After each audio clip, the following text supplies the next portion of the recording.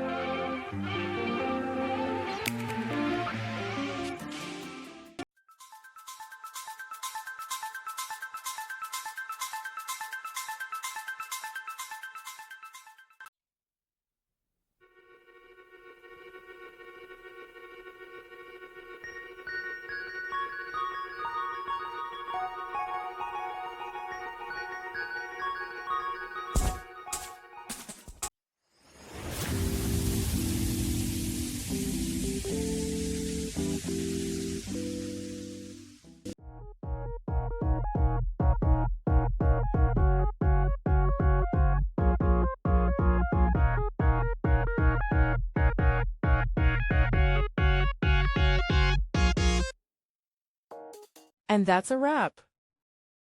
I hope you found the answer you were looking for. If you did, take a second to hit that subscribe button. It really helps out.